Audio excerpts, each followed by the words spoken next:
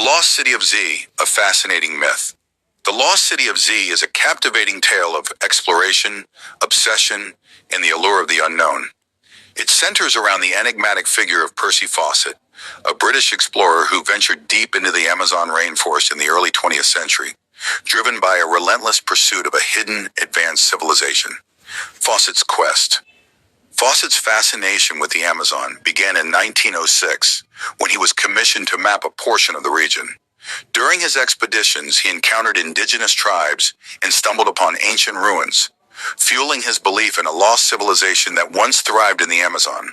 He named this mythical city Z, a symbol of his unwavering determination. The allure of the unknown. Fawcett's obsession with Z grew, consuming his life and distancing him from his family. He embarked on numerous perilous journeys into the Amazon, each expedition more dangerous than the last. His unwavering belief in Z captivated the public, turning him into a celebrated explorer. The disappearance. In 1925, Fawcett, accompanied by his eldest son Jack and a friend, set out on his final expedition to find Z. They vanished without a trace, leaving behind a trail of unanswered questions and a legacy of mystery. The enduring myth. Despite numerous search parties and expeditions, Z has never been found. Yet the legend of the lost city of Z persists, captivating adventurers and historians alike. The story of Percy Fawcett's relentless pursuit of his dream has become a symbol of human ambition and the enduring power of the unknown. Legacy of mystery. Whether Z ever existed remains a mystery. However, the legend of the lost city of Z continues to inspire and intrigue, reminding us of the boundless human desire to explore the unknown and uncover the secrets of our past. Delving deeper into the lost city of Z, Percy Fawcett, a life driven by exploration. Percy Fawcett was not your typical British officer. While he excelled in his military career, his true passion lay in the untamed wilderness of South America. His fascination with the Amazon began during his mapping expeditions, where he encountered indigenous tribes and stumbled upon ancient ruins, fueling his belief in a lost civilization. The allure of Z, a mythical city. Fawcett's belief in Z, a hidden, advanced civilization, became an obsession. He pored over ancient texts, studied indigenous folklore, and meticulously analyzed his findings. He envisioned Z as a utopia, a testament to a forgotten civilization that once thrived in the heart of the Amazon. The perilous expeditions. Fawcett's quest for Z led him on numerous perilous journeys into the Amazon. He braved treacherous rivers, dense jungles, and hostile tribes. His expeditions were meticulously planned, but the Amazon proved to be an unforgiving adversary. Despite facing countless dangers, Fawcett's unwavering belief in Z kept him pushing forward. The disappearance and enduring mystery. In 1925, Fawcett, accompanied by his son Jack and a friend, embarked on his final expedition to find Z. They ventured deep into the Mato Grosso region of Brazil and vanished without a trace. Numerous search parties were launched, but none could find any trace of the explorers. Theories and speculations. The disappearance of Percy Fawcett and his companions has fueled countless theories and speculations. Some believe they were killed by hostile tribes, while others suggest they were captured or assimilated into a remote indigenous community. The possibility of encountering a lost civilization, though remote, continues to tantalize the imagination. The legacy of Z. Whether Z ever existed remains a mystery. However, the legend of the lost city of Z continues to captivate and inspire. It serves as a reminder of the enduring human desire to explore the unknown, to push the boundaries of our understanding, and to uncover the secrets of our past. There was a great nation that inhabited a giant island. Its lands were rich in everything. Its people lived in prosperity all the time. In the middle of the island was a palace that revealed the entire city. The island had a plain that was said to be more beautiful than all the plains. Near it was a hill that had no equal.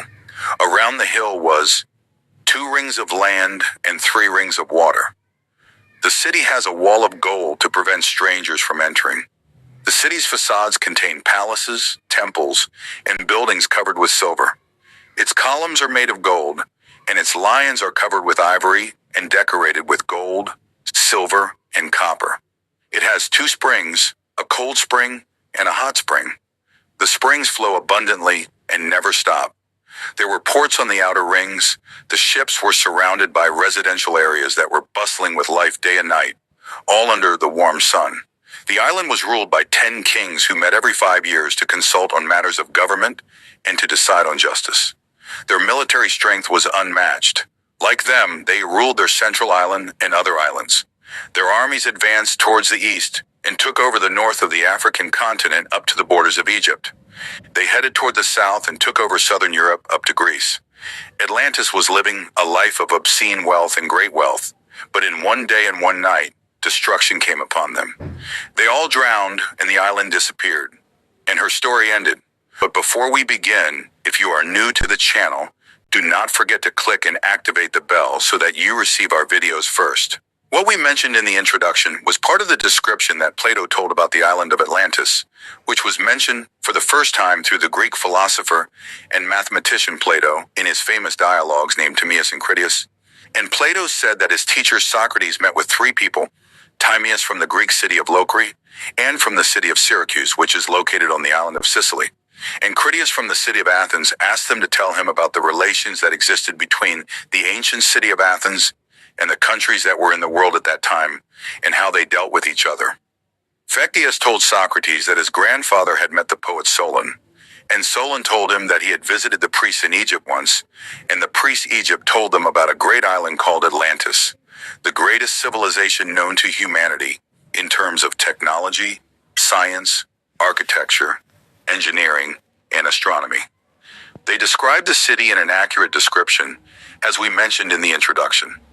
According to the description of the priests, when corruption spread in Atlantis, the rulers of the city decided to conquer the whole world.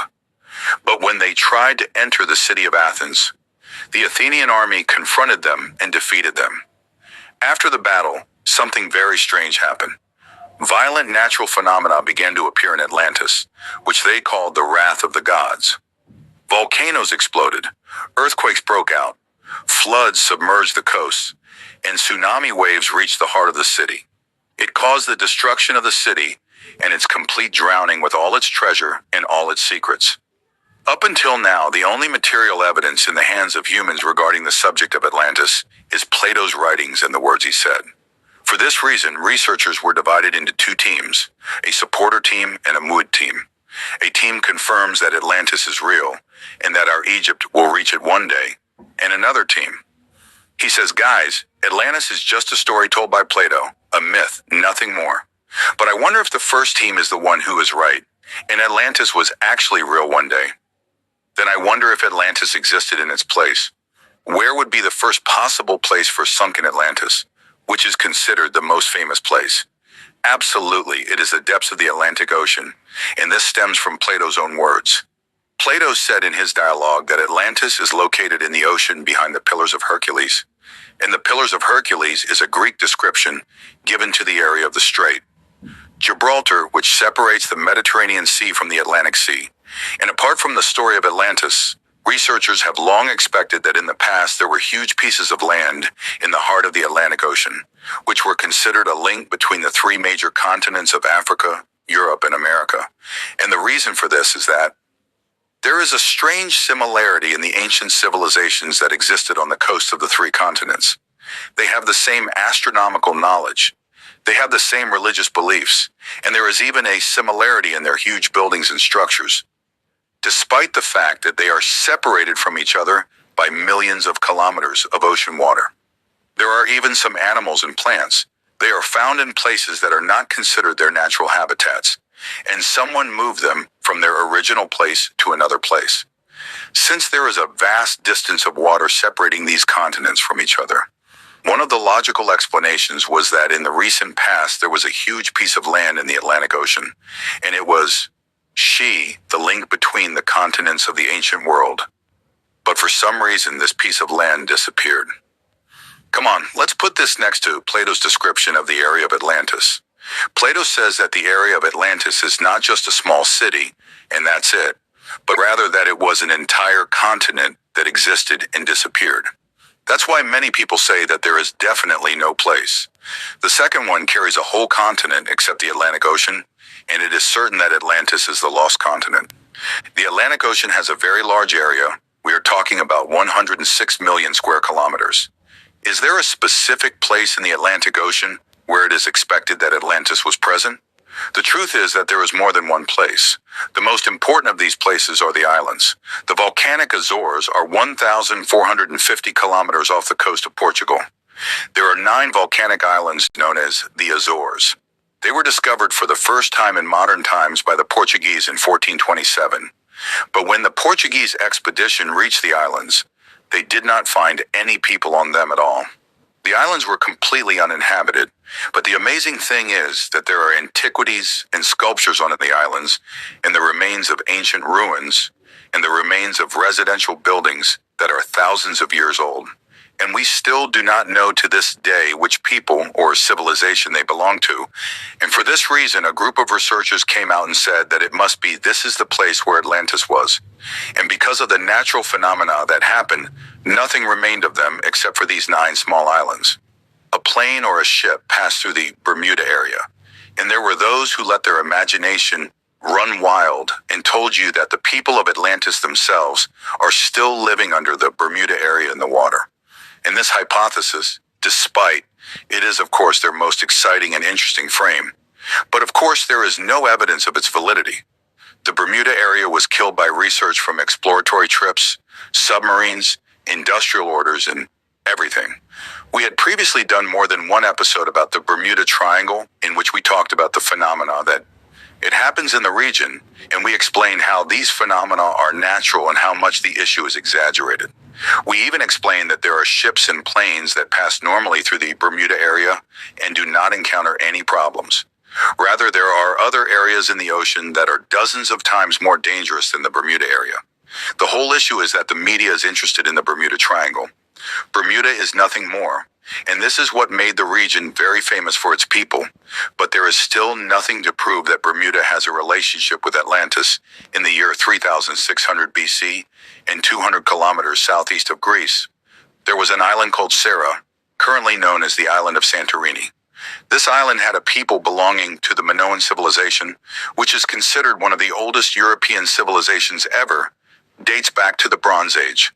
They were a very wealthy people, and it was said that they were the first civilization in Europe to use the written language.